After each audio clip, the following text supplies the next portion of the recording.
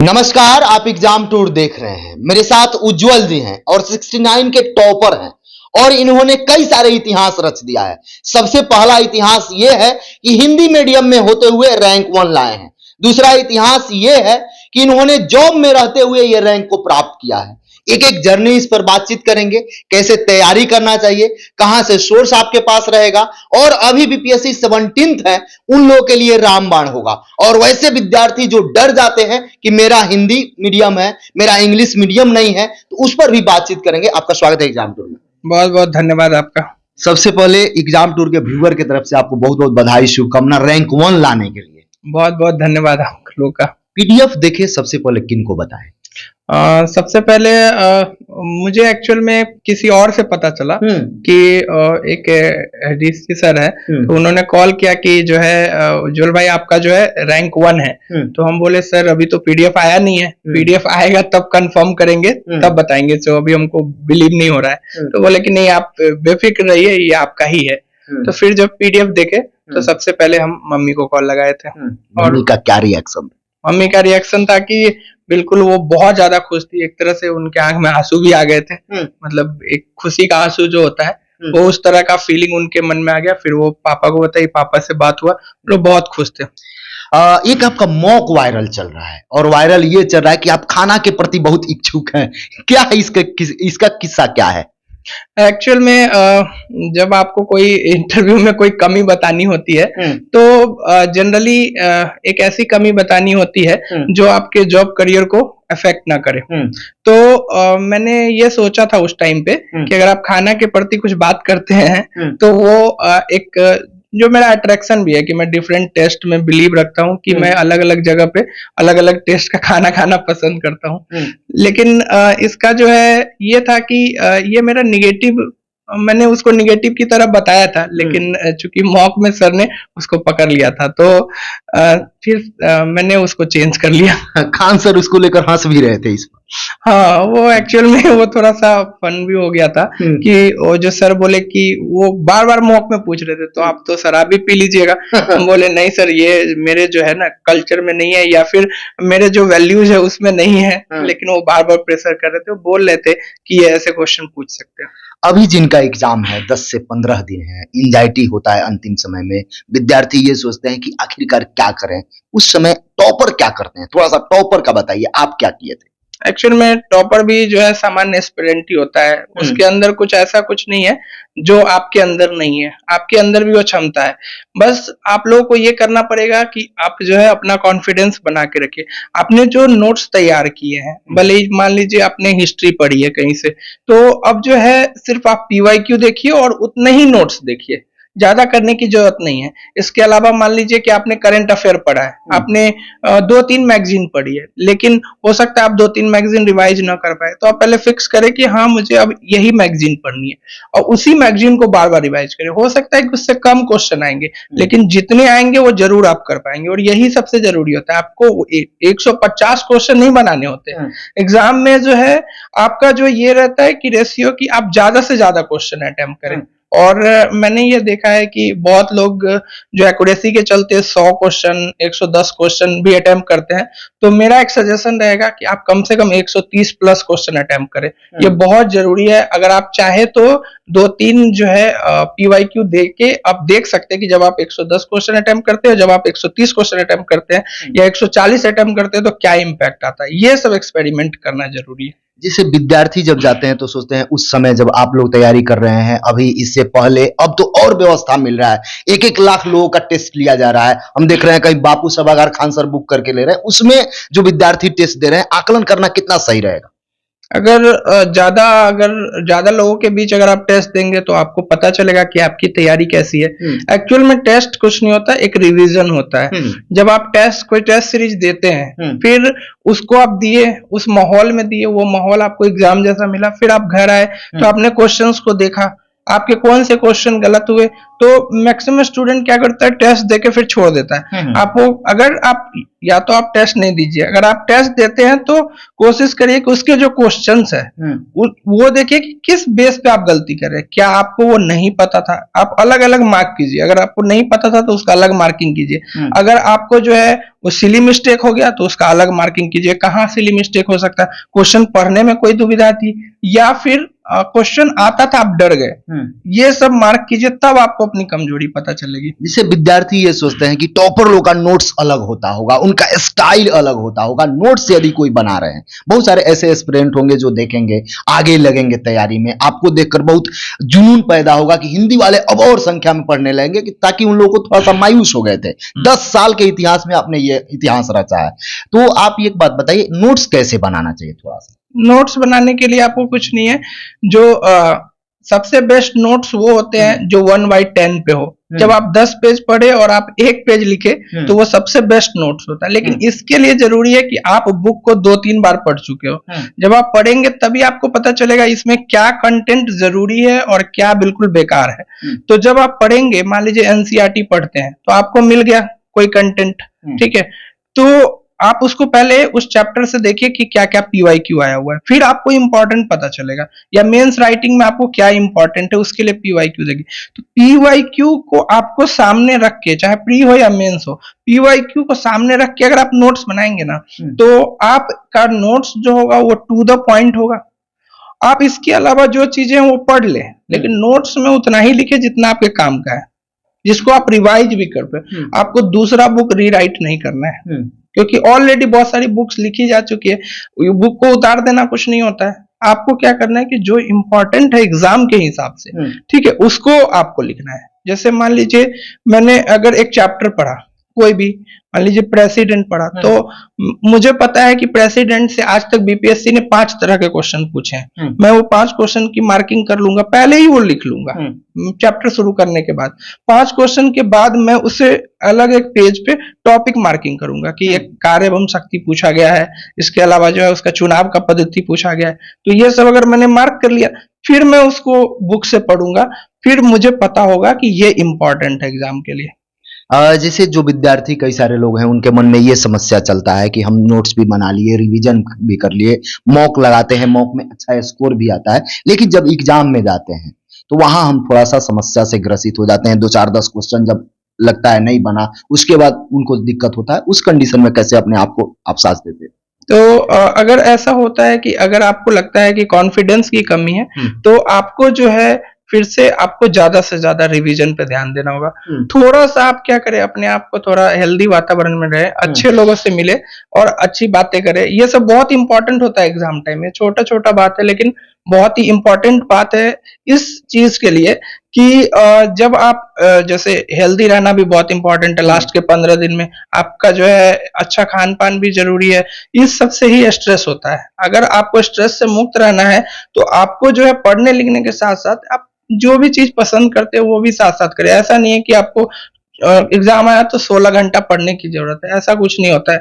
बस आपने जो पढ़ा है वो आप एग्जाम में डिलीवर कर दें। आपने जो मान लीजिए आपने जो पढ़ा है पिछले 1 साल में या 6 महीने में, जो भी पढ़ा है, अगर आपने उसको डिलीवर कर दिया सही से, अगर ईमानदारी से कोई 6 महीने भी पढ़ा होगा, 6-6 घंटे भी, तो वो आराम से प्रीलिम्स क्वालिफाई कर लेगा। 4 मूल मंत्र क्या बताइएगा जो आपने रैंक 1 लाने में हासिल किया? 4 मूल मंत्र आपका क्या था? एक तो सबसे पहले मैं बताऊंगा कि जो अपने शॉर्ट नोट्स आपके बहुत जरूरी है, चाहे वो प्रीलिम्स के लिए हो या मेंस के लिए। आप कुछ ना कुछ लिखते रहें, ये सबसे जरूरी है। लिखने से आपको याद होगा। दूसरा यह है कि अपने अंदर आत्मविश्वास को बना के रखें, वो सबसे जरूरी है। आत्मविश्वास अगर आपके अंदर होगा तब जाके जो है आप किसी भी एग्जाम को क्वालिफाई करते हैं। तीसरा जो है आपको जो है मेंस के लिए मैं बताऊंगा कि मेंस के लिए जो है आपको रिटर्न पे तो ध्यान देना ही है, साथ में अपने कंटेंट को विस्तृत करना है। कि आप जैसे टॉपिक्स अगर आप बहुत ज्यादा पढ़ रहे हैं, आप नहीं भी लिख रहे हैं, लेकिन आपको पता होना चाहिए कि ये चीज हमने पढ़ लिया है, ठीक है। जिससे आप क्या होगा, जो अब का पैटर्न है, अब वो ऐसा नहीं है कि आप रट के लिख देंगे। अब जो है आप 7-8 नंबर का जो शॉर्ट आंसर आता है उसमें आपको एट द टाइम वहां पे सोच के दिमाग लगा के लिखना होता है। तो जब आपके पास कंटेंट होगा तब लिख पाएंगे। और चौथा जो है सबसे मेन है कि आप जो है बार बार रिवीजन करें। रिवीजन बहुत जो है एग्जाम की सफलता का सबसे मूल मंत्र है रिवीजन। आप जो है कम कंटेंट पढ़े लेकिन रिवीजन एग्जाम से पहले 5-6 बार करें। जैसे आपका अगर मान लीजिए 20 पेज का नोट्स है तो दूसरे कंटेंट में वो हो जाएगा वो 15 पेज का, फिर तीसरे रिवीजन में वो 10 पेज का हो जाएगा। जो भी आपको याद हो गया उसको हटाइए, जो नहीं याद है धीरे धीरे एग्जाम के दिन आपको 1-1.5 पेज का नोट्स आपको लेके जाना है, बस मतलब उतना ही आप पढ़ लेंगे बहुत है, सब आपको पता हो चुका है। तो बार बार रिवीजन करें, मल्टीपल रिवीजन। बीपीएससी में बार बार परिवर्तन हो रहा है, यूपीएससी के जैसा बनाया भी गया, बहुत सारा परिवर्तन अभी हो भी रहा है, एसे राइटिंग भी आ गया।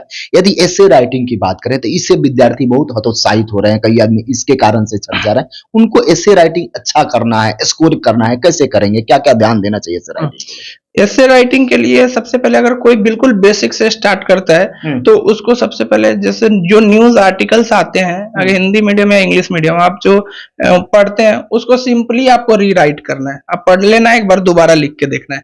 दूसरा, इससे आपका कंटेंट भी तैयार होगा।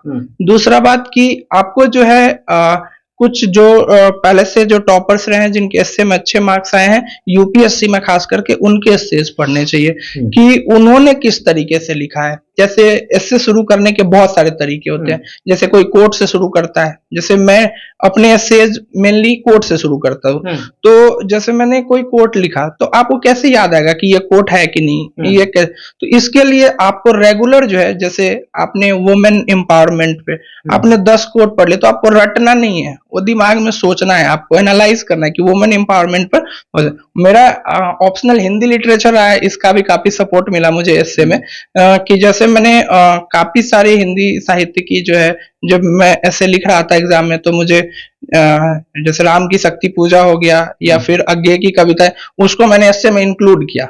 तो हो सकता है इसकी वजह से भी मार्क्स अच्छे मिले हों। जीएस पेपर में एक होता है स्कोर करने के लिए बहुत सारे पिक्चर बनाए जाते हैं, बहुत सारे आर्टिकल लिखा जाता है, उस पर क्या क्या ध्यान देना चाहिए? जीएस पेपर में सबसे पहले तो आपका जीएस 1 है, उसमें तो सबसे पहले जो डीआई वाला पार्ट है वो तो आप स्ट्रॉन्ग कर ले। अगर आप वहां मार्क्स मिस करेंगे, जैसे 67th में मेरे साथ हुआ कि 67th में मेरी रैंक टॉप 100 आ सकती थी, लेकिन मैंने डीआई का एक पूरा क्वेश्चन गलत कर दिया। हाँ, एक पूरा क्वेश्चन गलत होने के बावजूद मेरा रिजल्ट हुआ। ये भी मतलब ऐसा होता नहीं है जनरली, लेकिन इस बार मैंने पूरा ध्यान रखा कि नहीं, एक भी गलत नहीं होना चाहिए। इसके बाद जब आप करंट अफेयर पढ़ते हैं तो करंट अफेयर में आप कंटेंट पढ़े, आप एनालिटिकल थिंकिंग करें। जैसे मान लीजिए आप पढ़ रहे हैं किसी न्यूज के बारे में, कि आपने G20 के बारे में पढ़ा, तो उसके कौन कौन से एस्पेक्ट से क्वेश्चन आ सकते हैं। ये नहीं कि आपको G20 की कहानी पढ़नी है, आपको ये देखना है कि उस पर इंडिया का क्या स्टेज है, इस G20 में जो है और देश क्या कर रहे हैं, या फिर G20 का कोई डिक्लेरेशन हुआ है तो वो क्यों इंपॉर्टेंट है, या फिर सुप्रीम कोर्ट ने कोई डिसीजन दिया है। तो जैसे मैंने बहुत सारी कॉपीज देखी थी, उन्होंने क्या किया, जैसे ईडब्ल्यूएस पे 69th में ही मैंने एक कॉपी देखी थी, ईडब्ल्यूएस रिजर्वेशन कहां तक वैध है, ये क्वेश्चन था। तो उन्होंने क्या किया, ईडब्ल्यूएस रिजर्वेशन के बारे में बहुत कुछ लिख दिया, पहले एक पेज यही लिख दिया।